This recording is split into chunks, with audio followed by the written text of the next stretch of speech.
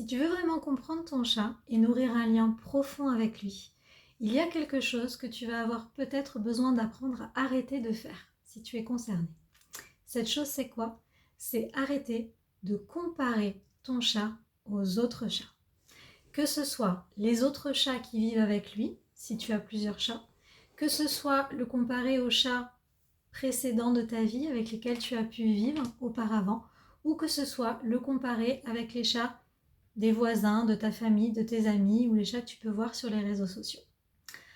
Alors avant tout, si tu es concerné par ça, si tu as tendance à comparer ton chat de temps en temps, consciemment ou inconsciemment, j'aimerais déjà te rassurer sur le fait que tu n'es pas bizarre et tu n'es pas un mauvais humain si tu as cette tendance-là, parce que c'est plutôt un comportement assez naturel chez nous en tant qu'être humain, parce que notre cerveau fonctionne comme ça. C'est-à-dire que notre cerveau, pour comprendre quelque chose dans son environnement, il va se baser sur ce qu'il connaît déjà. Il va se baser sur des fichiers qu'il a déjà en stock pour comprendre ce qu'il voit. Il va avoir des points de repère et des points comparatifs pour analyser la donnée qu'il reçoit par rapport à sa grille de lecture connue. Donc c'est normal que ton cerveau, quand il observe ton chat, mais ça peut être vrai pour n'importe quoi dans la vie, quand il se retrouve face à quelque chose, forcément pour comprendre ce qu'il est en train de voir, il va l'associer à ce qu'il connaît déjà. Et ce qu'il connaît déjà, ça se base sur quoi? Ça se base sur les connaissances qu'il a, ça se base sur l'éducation qu'on a pu avoir, sur des croyances parfois et des idées reçues qu'on a, et bien évidemment sur nos expériences personnelles. Donc c'est normal, c'est naturel si tu as cette tendance-là. Donc déjà, ne te juge pas, ne te critique pas si tu as cette tendance-là, c'est comprendre que c'est quelque chose qui se fait en mode automatique, sans qu'on ait forcément le contrôle dessus. Mais je t'apporte aujourd'hui la conscience pour que ça devienne de moins en moins automatique et que tu reprennes le lead dessus et que tu comprennes surtout pourquoi c'est important de reprendre le lead dessus et de ne pas céder à cette comparaison. Le problème avec ce mécanisme naturel et automatique, c'est que c'est pas parce que c'est un mécanisme naturel qu'il est forcément bon pour nous ou bon pour le chat, et surtout qu'il est forcément sain pour la relation avec un autre être vivant. Pourquoi? Parce qu'évidemment, le chat, c'est pas un concept, c'est pas un archétype ni une moyenne. Même si le chat appartient à une espèce avec des traits généraux, des besoins communs, chaque chat est unique. Chaque chat va avoir sa propre histoire, sa propre sensibilité, ses propres capacités d'adaptation, sa propre histoire personnelle. Et chercher à le comprendre en le passant par le filtre d'autres chats, ça fausse en fait notre compréhension réelle de qui il est. Donc le danger principal, c'est de ne pas comprendre le chat qu'on a en face de soi, parce qu'on va chercher à le mettre dans des cases qui ne lui correspondent pas, de le comprendre à travers des critères auxquels il ne répond pas, et d'être à côté de la plaque, tout simplement. Et si on ne comprend pas le chat, on ne peut pas le rendre heureux, on ne peut pas avoir une relation saine et épanouie si cette relation se base déjà sur une incompréhension de qui est l'autre et une incompréhension mutuelle.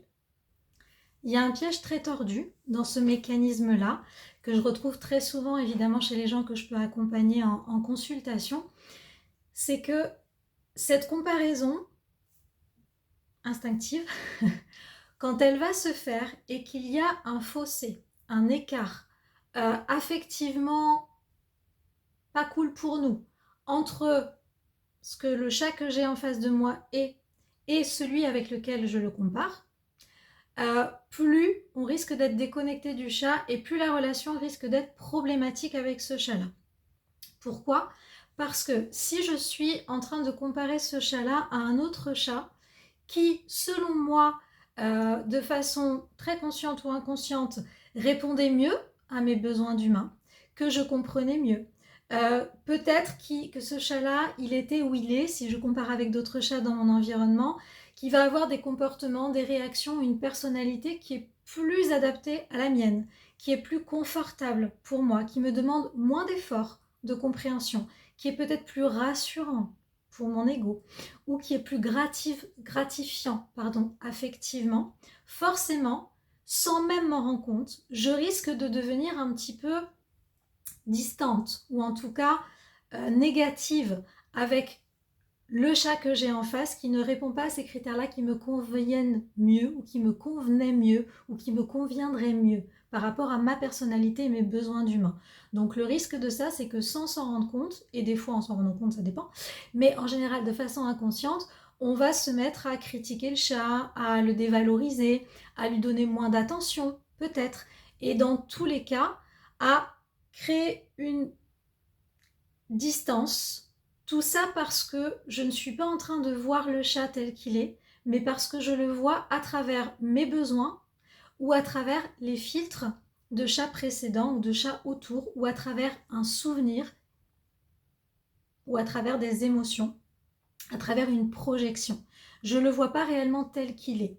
Donc le souci de ça, c'est que je ne vais pas laisser l'espace nécessaire à ce chat-là pour être pleinement qui il est. Et je vais quelque part le limiter inconsciemment, et je ne vais pas, moi, être en capacité de voir qui il est, parce que je vais avoir trop de filtres autour, trop d'attentes, etc. inconscientes, et ou conscientes, je rappelle. Et le chat, lui, il n'a pas la place pour dire mais regarde, moi je suis pas ça, je suis ça, et j'ai aussi ça de génial que tu vois pas. Parce qu'on ne va voir que les aspects qui nous dérangent ou qui ne nous correspondent pas. Donc ça peut impacter tout le monde. Ça peut impacter tout le monde de quelle façon, je viens de le dire, ça peut créer de la distance et donc fausser un petit peu ou nuire à la qualité de la relation, mais ça peut impacter le chat lui-même directement. C'est-à-dire qu'à force de ne pas être compris ou d'être mal compris, parce que tu peux aussi, à cause de ces filtres-là, mal interpréter ce qu'il fait, ce qu'il est, et proposer des comportements, des activités, des interactions, un environnement qui correspond à d'autres critères dans ta tête mais qui ne correspondent pas aux siens et qui peuvent finir par être inconfortables pour lui. Résultat, il peut déclencher du mal-être sur le long terme et donc déclencher des comportements problématiques pour toi qui ne sont en réalité que des symptômes liés à une incompréhension mutuelle et au fait que tu n'as pas réellement compris qui il était. Et forcément, ça l'impacte d'une façon ou d'une autre. Et au-delà de l'aspect comportemental et relationnel pur et de l'impact négatif que ça peut avoir sur le chat lui-même ou sur votre relation, c'est aussi important de comprendre que cette comparaison trop fréquente risque de te couper et de te priver de la magie de ce chat. Qu'est-ce que j'entends par là ? C'est que les chats ne sont pas dans nos vies par hasard, même s'ils ne correspondent pas exactement aux critères que peut-être tu attendais ou que par rapport aux autres chats, il a des comportements nouveaux, bizarres, avec cette phrase que j'entends beaucoup, je comprends pas, j'ai toujours eu des chats et celui-là, il fait pas les choses pareilles ou il est différent. C'est plutôt une bonne nouvelle. Ce chat-là qui ne correspond pas aux autres chats que tu vois autour de toi ou qui ne correspond pas exactement à ce que tu voudrais ou à ce que tu aimerais, c'est génial parce que ça veut dire que ce chat-là, c'est pas vraiment un hasard qu'il soit dans ta vie et qu'il soit venu t'apporter des choses, c'est ce que j'appelle moi sa magie, il soit venu t'accompagner sur ton évolution personnelle, sur de nouvelles choses que tu as besoin d'apprendre, sur les chats ou sur toi-même, sur des nouvelles choses que tu as besoin de développer, de dépasser peut-être, sur des transformations que tu as besoin de vivre. Et ce chat-là va te permettre, grâce à son comportement qui est un petit peu différent, d'élargir ta conscience et d'améliorer ta vie à toi aussi au quotidien sur le regard que tu portes sur toi, sur les autres, sur le monde. Et quand tu ne reprends pas le lead, tu peux passer éventuellement à côté de cette magie et de cette puissance qui peut être là pour vous deux. Tu passes à côté d'une belle histoire d'amour, mais aussi d'une belle découverte sur toi et d'une belle possibilité d'évolution de conscience. Donc tu te prives aussi toi de quelque chose de beau et de magique, et ça c'est quand même dommage. Alors pour finir, je te laisse avec cette question. En toute honnêteté envers toi-même aujourd'hui, est-ce que tu regardes vraiment ton chat tel qu'il est, ou est-ce que tu continues à le regarder à travers les autres de temps en temps, ou à travers les connaissances, les croyances que tu peux avoir sur les chats de façon générale? Pose-toi simplement cette question. Il n'y a pas de bonne ou de mauvaise réponse. Ça te permet juste d'avoir une indication aujourd'hui sur ce que tu vas avoir besoin de travailler ou pas.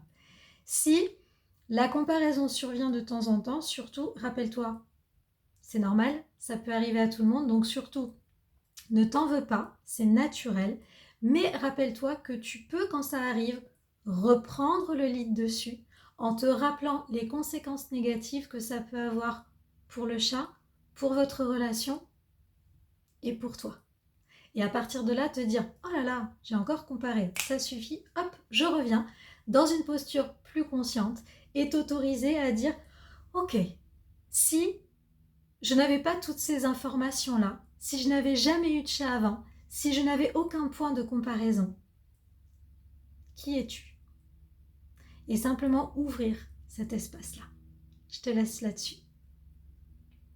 Et si tu as envie d'aller plus loin dans ta relation avec ton chat, d'affiner ta posture, de reprendre ton lead sur tout le parasitage qu'il peut y avoir et qui peut te couper de ton chat, je t'invite évidemment à t'abonner, à rejoindre ma newsletter, qui est l'espace où j'apporte beaucoup de contenu aussi pour t'accompagner sur ce chemin. Et si tu as besoin de mes services pour des problématiques ponctuelles ou pour un accompagnement personnalisé de ta relation, évidemment, tu peux me consulter en individuel. Tu as toutes les informations pour ça dans la description.